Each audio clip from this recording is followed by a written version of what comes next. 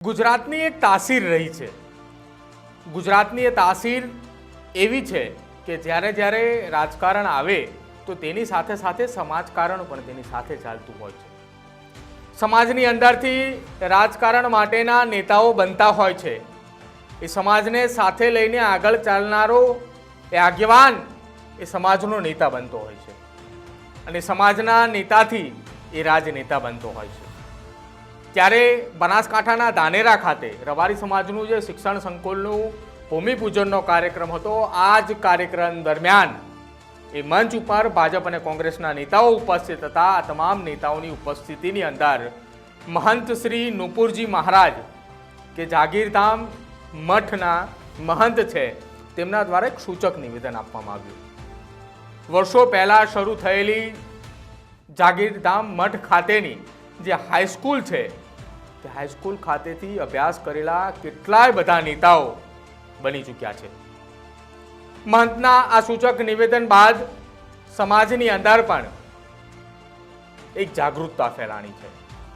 મહંતે સૂચકતા સાથે નિવેદન પણ આપ્યું છે કે સમાજની અંદર સમાજના જે આગેવાનો છે કે જે રાજકારણની અંદર છે તેને સમાજના લોકોએ સાથે રહીને પ્રોત્સાહન આપવું પડે.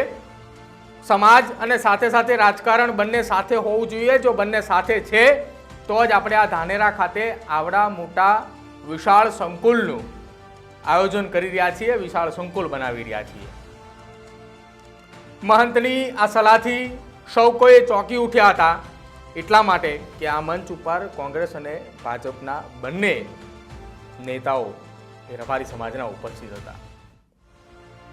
મહંત દ્વારા શું નિવેદન આપવામાં આવ્યું અને રબારી સમાજને કેમ એક તાંતણે રહેવા માટે કહ્યું, એ પણ સાંભળો.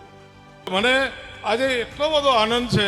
હું જ્યારથી એ કાર્યક્રમમાં બેઠો છું ત્યારથી એવું વિચારી રહ્યો છું કે આજે મારા ગુરુ મહારાજ કૈલાસપુરીજી મહારાજ 1981-82માં જ્યારે એમના સાથે બેસવાવાળા અમારા ડીસા તાલુકાના આગેવાન શ્રીઓ વીરાભાઈ હોય કે નાગજીભાઈ હોય કે અન્ય આગેવાનો સાથે રહીને મારા ગુરુ મહારાજને કીધું કે બાપજી, આ ક્ષેત્રની અંદર એક શિક્ષણની જરૂર છે અને ડીસાથી ત્યારે તો કોઈ હાઈસ્કૂલો નથી ઠેઠ થરાદ સુધી, અને અહીંયા હાઈસ્કૂલ થાય એવી આપને અમારી વિનંતી છે.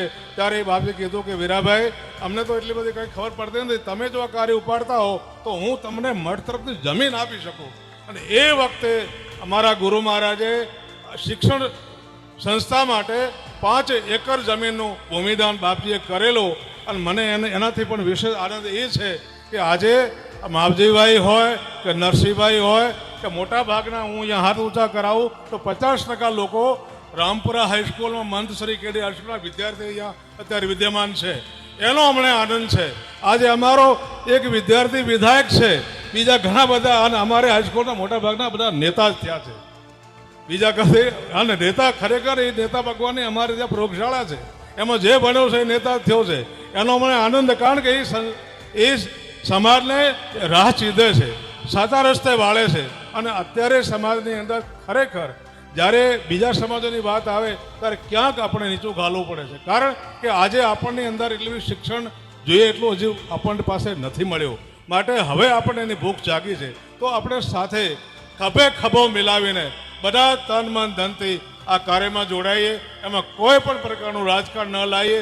અને હું તો ઠાકરભાઈ એક પણ કહું છું કે જ્યારે વાણિયાનો દીકરો પૂનાથી કે મુંબઈથી ધાનેરા આવવો હોય ને, ત્યારે એક ગાડીમાં બેસીને નથી આવતો. કોઈ રેલમાં આવે, કોઈ પ્લેનમાં આવે, કોઈ ટેક્સીમાં આવે, એક સાથે આવે ભીટ કરે તો બધા મરી જઈએ. હું એ નથી કરું. જ્યારે પણ વાવેતર થાય પોતાનું વાવેતર કરો, પક્ષ કોઈ બી હોય, પણ જ્યારે સામાજિક મંચ ઉપર બેસવાનું થાય ત્યારે આપણે એક પાણાના મણકા થઈ અને સમાજને રાહ ચીંધવી જોઈએ. કારણ કે જ્યારે અમારા આગેવાનોની અંદર ક્યાંક કોઈ અણગમો થાય કે કોઈક ઉણપ આવે છે ત્યારે આ સમાજને ખૂબ વેદના થાય છે. એ વાતો અમારા જોડે આવતી હોય છે કે હવે અમે શું કરીએ, આ આગેવાનો આમ કરે છે. માટે હવે પછી આ મંચથી આના સાધુ સંતોના વચ્ચે આ પણ મનોમન એવી પ્રેરણા કરજો. અને વડવાળા ઓગણજીનાથ મહારાજ આપને સુદબુદ્ધિ આપે, આપ સૌનું કલ્યાણ થાય, આપ સૌ પોતાના ક્ષેત્રની અંદર આગળ વધો. દરેકનું રાજકારણ જ્યાં છે એને તમે ખૂબ પ્રોત્સાહન આપો અને એને આગળ લઈ જાઓ. આને રાજકારણ નહીં હોય ને તો આ સંકુલો ઊભા નહીં થાય, કશું કંઈ નહીં થાય. એની પણ એટલી જરૂર છે જો રાજનીતિમાં આપણા લોકો નહીં બેઠા હોય ને તો આવા સંકુલ આપણે ન કરી શકીએ. આજે માવજીભાઈ રાજનીતિમાં બેઠા છે, એના ધારાસભ્ય છે, માટે આ બધું કાર્ય કરી શક્યા છે. એટલે જ્યાં જે ક્ષેત્રમાં જે આપણા લોકો રાજનીતિ કરી રહ્યા છે એને ખૂબ ઉમળકાભેર એમને સાથ આપો, એમને જીતાડો અને આગળ મોકલો. એ આપણું જ કલ્યાણ કરવાના છે. એ કહે છે ને, ઘરનો ભૂવો છે ઘરના સામું નારિયેળ ફેંકે, એવી વાત છે. એ આપણને લાભ આપવાના છે. માટે આજથી આપણે સૌ એ પ્રેરણા લઈએ કે જ્યાં આપણો કોઈ વ્યક્તિ ઊભો હોય, આપણો સમાજનો કોઈ વ્યક્તિ ઊભો હોય, એને ખૂબ સાથે રહી અને એને જીતાડો, આગળ મોકલો અને આપણા બાળકોને અને બાલિકાઓને ભણાવીને માત્ર હમણાં કીધું ગોવાભાઈ એમ કે આપણા કોન્સ્ટેબલ નહીં, આપણા આઈએસ બને, આઈપીએસ બને, એફએસ બને, એટલા સુધીનું એમને શિક્ષણ પ્રાપ્ત થાય. અને દરેક ટેબલે આપણા અધિકારીઓ બેઠા હોય અને એ જ્યારે જોવા મળશે ને ત્યારે આપણે ખરેખર આ દિશામાં આગળ વધ્યા છીએ એવું આપણને લાગશે. આજ પછી તમારે જરૂર પડે તો સંસ્થાઓ પણ તમારા માટે તત્પર છે. તમે ખાલી હાકલ કરો સમાજ, અમે તમારા માટે જે કંઈ જોશે આપવા, સમય દાન જોશે, આર્થિક દાન જોશે, બધું આપીશું. પણ આપણો સમાજ એ બધા સમાજોની હરોળમાં સૌથી આગળ જવો જોઈએ એવી આપ સૌને હું વિનંતી કરું છું. તો આ હતું જાગીર મઠ ધામના મહંત નુપુરજી મહારાજનું આ નિવેદન.